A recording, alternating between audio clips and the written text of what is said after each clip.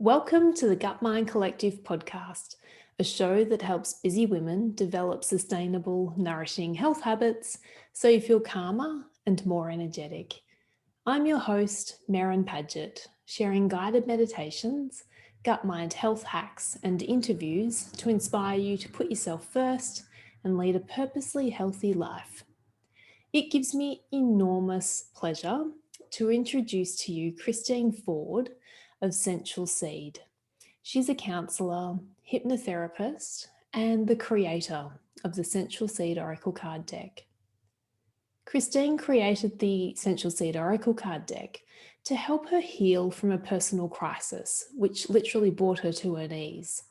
And looking back, this event took her life in a whole new direction, and she began to connect with her authentic feminine power. Welcome, Christine. Thank you, Meryn. I'm so happy to speak with you today. As I said, it's an honour to have you here. We've known each other for so many years, and I feel like a deep journey with you through the deck, and it's just awesome that you're here today. Yeah, it has been a journey, and you've been there all the way. So I'm very grateful and thankful for your presence throughout these last few years. Thank you so much, my dear. So before we dive deep into the topic of the divine feminine, I thought we'd do a few little getting to know you questions, and I do this for all my guests. Okay. So where's your favourite place to recharge your energy? Nature, anywhere in nature, somewhere green, by the river. That just cleanses me. I feel good in nature. Yeah, I kind of resonate with you on that one. Definitely, it's got power, giving you that connection to presence. It's fantastic. Yes. So when it comes to reading, do you like non-fiction or fiction books? Probably I'm more of a non-fiction person. Yep. Yeah, just devour those more so. I need to kind of consciously switch to a fiction because I can get too heady in the non-fiction stuff. So yeah, I do tend to go towards the non-fiction. Yep. And I ask this of all guests, what's your number one self-care ritual? My number one would be, oh my gosh, I've got a few. You can name a few one. Probably like a warm shower. Just a warm shower. It's as simple as that. Start with that. Yeah, a warm shower. Just to a reset. Mm-hmm. That Very would be cleansing, isn't it? Yeah. And nothing like freshly washed hair, I think, after in a warm shower. It just wakes the brain up, I think. So yeah. Awesome. Thank you for sharing that. So I invite you to tell us a little bit more about you and how Sensual Seed came to be. So, wow, Sensual Seed came to be about 5 years ago. And it came like through me. It was a creative idea to create this oracle card deck, which the idea of these seeds were these words that had helped me heal from a wound, a deep hurt. And so it was out of that healing from these words that I felt called to sort of do something with this the learnings from that healing, in order to just help somebody else maybe who was struggling, going through or trying to heal from something that was painful. Mm-hmm. So these words came. I had the idea, I'd had a lot of comfort from oracle cards on my journey as well, and it's just like, wow, what if I created a deck my own version of what could help someone else. If it helped just one person, that would be a success. That would be all it needed to do. So it just came from there. I had the idea, but then like how to make it happen. Well, the right people drop into your path, like yourself. So you were a key person helping me actually bring that vision to life with the design aspect of that Mm. when you were, doing that work. So So for the listeners, do you want to describe what the actual oracle cards are? So yeah. I know that they're a beautiful Yeah, artwork, so but yeah. oracle cards, it's like a meditation tool. It's not a tarot deck. This is just a meditation tool, a very powerful yet simple tool that you can just, choose a card and just connect in with your inner truth about what this message means in this card for you. If there's something for you to receive, that can Mm. help you, yeah, just move forward and feel nourished, yeah, from the Yeah. process. And they contain beautiful artworks by a very talented artist. Yes, so the artist of the cards is a friend of mine, so we go way back. Our children were grew up together, so it's like 20 years Mm. or more now. So she is an artist, so I just felt she was the woman to do these cards because she was into women and bodies, and it just felt aligned. So Mm. again, another key person dropped in to help bring this vision to life. Yeah. And then a third person, the writer, came into Yeah, the. so yeah, I wanted to create a guidebook for the Oracle deck, yet I didn't know how I'd make that happen because writing isn't one of my loves. Yet, I attempted to make a start. I had the words, which was what what came through me, Mm. but the guidebook was a more in depth process. So I had a go, but along the way, I lost the work. I don't know if you know that. It No, I just don't. No. disappeared from my computer, never to be found ever again. And Hmm. so I saw that as a sign. It's like, I'm not meant to be writing this. Mm. This isn't for me to write. So I just kind of had to surrender that. And another woman dropped into my sphere, and immediately she just channeled these messages for the words that I had, and it's like, yeah, this is what she's meant to be. This is her Mm. gift. This is her to help me in my vision. So it was a Mm. collaboration in the end Mm. of all these gorgeous women, and that birthed this oracle card deck. And the seeds have spread all over the world, haven't they? Yeah, they are. They are in at least 17 countries now. So they've Yeah. just sort of organically just found their way to the right women who received their wisdom for when they, at times when they needed it most. Yeah. Yeah. Oh, I love that.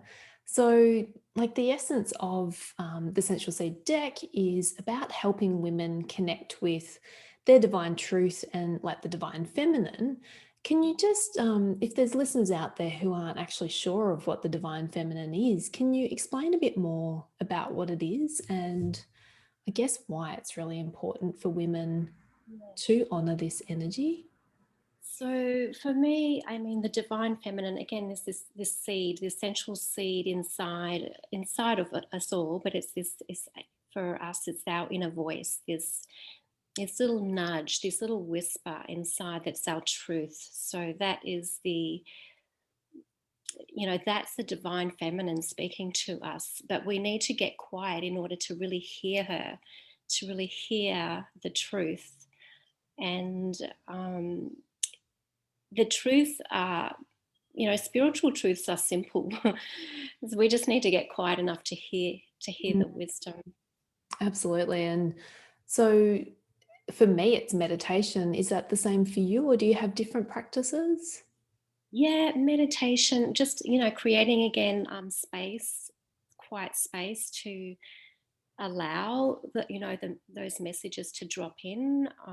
Meditation, like journaling, any practice, and it's different for everybody. Some people might just find it walking in nature, just find that that Mm, quiet moment mhm. to feel that flow just come in. And it's just that soul voice, it's there, but we really need to get still or have that white space to hear that Mm. wisdom. I love it whenever we chat and you use that word white space, and Uh-huh. I can just imagine your calendar like with lots of freedom Yeah, in there, like white, just space in yeah, there, not crammed with like inputs yeah, and things to do yeah. and all of that sort of thing. Um, you know, this is important to you. It is, and I've had to really look at, as you say, like that calendar, how I see it. There's gaps, so that things, if there's opportunities, I've got space to go for it. But there's space to just reside in the divine unknowing, and it's that ease. And I find there's a lot of peace when I have white space. The more over extended I am, or the over structured, it's really feels off for me. So I think to move more with joy and flow through life, the white space, we need to make, well, I need to make it a priority. Maybe other people operate differently and better, but that works for me. And I've known not to, overschedule myself, really serves me. Mm. Yeah. It sounds like it's a part of your self-care Yeah. practice, allowing Yeah. that white space to Yeah, be. absolutely. And I guess Mhm. the opposite of that is busyness, and you know for Yeah. yourself what that does to you. Yeah, I've had the contrast where it's been back to back, and it's very depleting. It's yeah, it's destructive and toxic for me. I know my health, my mental health, my physical health suffers. So it's really, I've got to put myself first. That's the most important thing. And then I can fill myself up, and then get to do all the other things I want to enjoy in life, and serve in the ways that I want to serve. It's fantastic awareness, Chrissy. I mean, I guess a lot of people have that awareness, but they may not acknowledge it or honor it. Yeah, and I think Yeah. now I know when I'm not honoring it, because I start to get scatty and narky and all that. So I know, okay, I got to slow down. Yeah, but that's just practice, and I still have to remind myself, yeah, from time to time. So if Yeah. you have that awareness, do you then think, okay, it's time to free up the schedule a bit more and just implement, like dial up the self-care? Yeah, or maybe just leave a bit more of a gap between activities, or things that I need to be at, so I don't feel I'm just rolling from one thing to the next without really being present in it. Just Yeah. trying to get through it. I Yeah. don't want to live like that. I want to be engaged and awake in all my activities. Hmm. Yeah. It's a very, very good philosophy, I must say. So, after you went through I would classify it as a spiritual awakening. You may have a different Absolutely. perspective, but since really connecting with the truth of who you are and, the divine feminine, how has this really changed your thinking towards life? Uh, well, I think we overcomplicate life. I have tended to in the past to overthink things, overanalyze things, and it's not serving of me. So my perspective has changed. Is it's just to kind of lean back a bit, and to just like have that, that bird's eye overview of, okay, well, what's really happening, and what are all the moving pieces, and how can I navigate with whatever's happening without getting caught in the drama, and just having that higher perspective, that witness perspective, Mm-hmm. stepping outside and knowing everything turns out okay in the end. We it always does. I think there's that saying, if it's not over, it's not the end, or something like that. But we do get through it. It's just being patient and not trying to force things or trying to over control things, and Mm. just allowing, whatever needs to happen, so we can just move through gracefully without that force. Yeah, I love that. When you were saying that, I was thinking of an Abraham Hicks, just a little snippet I listened to on a walk recently. And, you might have like a vision of what's going to happen. and then contrast may show up because it allows something else to unfold. And then Yeah. that deepening from that contrast. So, the contrasts show up for a reason. And that witnessing state and the allowing, I guess, is key to that, isn't it? Absolutely, yeah. And the contrast, there is a gift in that contrast. Sometimes you need that, again, to come back to some kind of balance, or yeah, just to move from there, just not that over place. Yeah. Absolutely. Yes. Pushing. I remember every time we chat, you say, we've got to play more. And I'm like, yes, need to play more. Hi, my gosh, yeah. Well, I need that reminder for myself. Yeah. Yeah, because I can get in my head a lot. So it's just play gets you out, gets you in your joy, in that feminine flow, and that innocence. We need more of that. Yeah. Absolutely. And is there any other like tips or tools that you can give our listeners to help women to connect with like the yin energy of comforting and Yeah. soothing? Well, talking about fun and that, I think just play and like dancing has been a huge one for me to access that yin energy and that flow and that freedom. It's very healing because it gets us in our body, and we can release, built up emotion, through dancing and Mhm. shaking that out, getting that out. Yeah. That's really, really beneficial. It's very healing. So having invited more of that into my life, in the last probably year, 2 years, uh, yeah, it just is so nourishing. Yeah. So just, you get stuck in a rut, or, in my head, it's just like, okay, I got to shake it out. Just like dance, move, put on I some love it. music. Dance like Yeah. nobody's watching, hey, in your kitchen if you have to. And Yeah. Yeah. So that's always a good one. Just, yeah, body work's really good, massage, to get into that real, like, nice, juicy kind of flow. yep. Yeah. And I know that you were hosting women's circles a little while ago. I guess, last year's probably changed things a little bit, but is there any other ways for that connection to happen kind of in person with other women of like mind?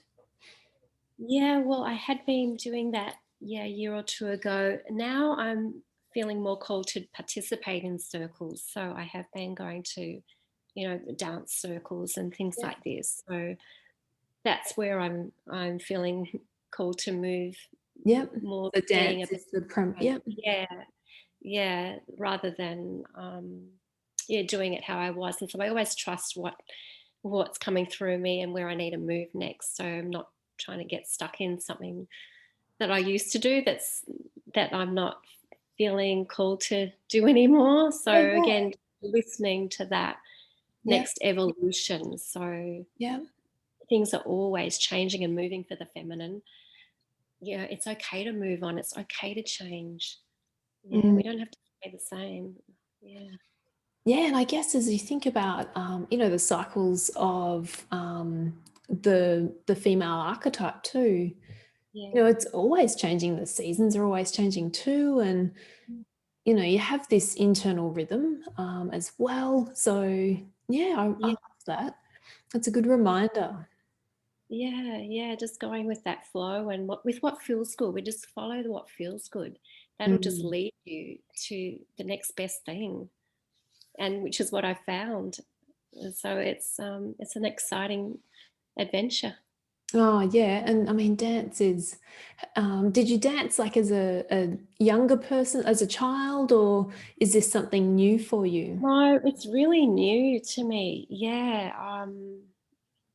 Yeah, it's new, and I'm just enjoying it, and I'm just giving myself permission to have fun with it. And it doesn't matter how it looks; it's just about how it feels. Mm. So, yeah, Yeah, I'm thinking back to, the reckless 20s that, um, you'd go out to a nightclub and yes, you'd have a few drinks or whatever, and you're just on the dance floor and surrounded by people, and, that energy is there. So, yeah, I can resonate with how movement creates a yeah. flow of energy. Yeah, it is medicine, and I guess the circles that I'm moving in are a bit different than the ones I moved in like 20 years ago. So these are more like the feminine circles where that Yeah, nice, yeah, juicy flow is happening, and yeah. it's really it's really nourishing. I feel it really lights me up, and yeah, I love it. Oh, that's I think awesome. we all need more of that in our life. I think yeah, Just we gets us do. out of that serious space. Yeah. And given that a lot is happening online these days, in-person connection, I think, is important as well. Yeah, absolutely. And there's in-person groups to dance, but I'm doing it also online Yep. with a circle, which is wonderful. So if anyone wants to know about that, they can reach out, and Yeah. happy to share where I move. Yeah, it sounds awesome. You can Did you want to send it to me and we can put in the show notes, or, Yeah, whatever? absolutely. Yeah, Yeah, we can I'll do do that. that. And we can put how people can get in touch with you into the show notes as well, Right. across all of the channels. Mm. So as we draw this little chat to a close, I'd love if you could share either a quote or like a mantra or affirmation that you tend to go to in moments of challenge and to help you get through. So my little go-to has been just stay in the loving. I just keep repeating to myself, stay in the loving, no matter how hard things are, to just stay in that loving space. And I find that very comforting. Yeah, no matter what's happening outside of myself, just to just stay in the love. Mm, Yeah. that's Mm. beautiful. It's a good reminder because I guess, the heart space is where it's at. Yeah, pretty much. Yeah. Get out of the Yeah. head and just drop into the heart and Yeah. be there. Yeah. Do you have any final pieces of wisdom that you'd like to share with our listeners? Just to maybe, I think it's important just to remind ourselves we just have to go within, when things get tough, to just go within, close your eyes, and just ask, what is it that I really need to know right now? Just get quiet and just really honor whatever comes up. Mm, Mm. that's very sage advice, Chrissy. Thank you so much. It's an absolute honor to have you here. And It's been beautiful to, yeah, chat with you. Always love it. yeah, it's always good. Yeah. Thank you, Chrissy. We trust that you enjoyed this episode of the Gut Mind Collective podcast.